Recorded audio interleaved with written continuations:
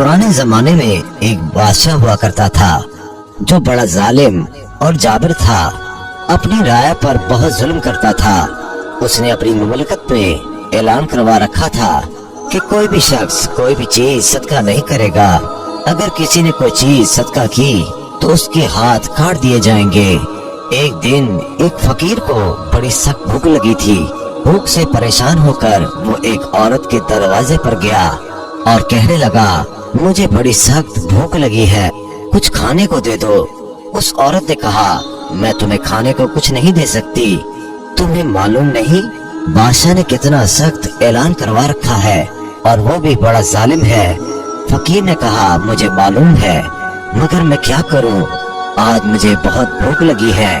फिर उस फकीर ने औरत की मिन्नतें करना शुरू कर दी, हत्ता कि उस औरत का दिल नरम हो गया। औरत ने कहा, अच्छा ठीक है, मैं तुम्हें खाना खिला देती हूँ, बादशाह जो करेगा वो देख लेंगे। ये कहकर उसने फकीर को 2 रोटियां दे दी। फकीर ने खुशी खुशी वो 2 रोटियां खा ली। दुआएं देता हुआ वहाँ से चला गया।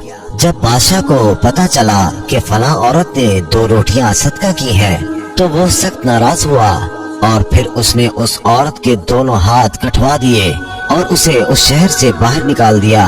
उस औरत का एक बच्चा भी था और उसे लेकर शहर से बाहर चली गई। रास्ते में उसे सख्त प्यास लगी। पास ही एक दरिया था।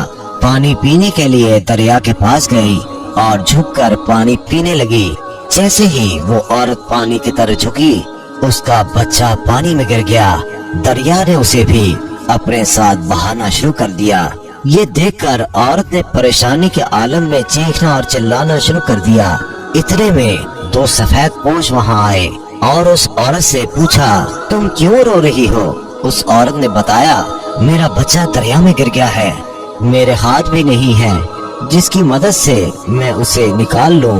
औरत की ये बात सुनकर उसमें से एक आदमी ने दरिया में गोता लगाया।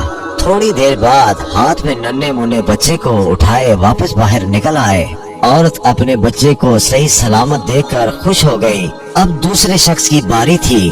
उसने मुंह में कुछ पढ़कर उसके जिस्म पर दम किया, जिससे उसके दोनों हाथ दुरुस्त हो गए।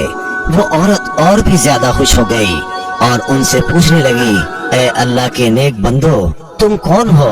उन्होंने कहा, तुमने हमें पहचाना नहीं, हम तुम्हारी वो 2 रोटियां हैं जो तूने अल्लाह की राह में सदका की थी, जिनकी वजह से तुम मुसीबत में मुब्तला हुई। आज उन्हीं की वजह से तुम्हें मुसीबत से निजात मिल गई।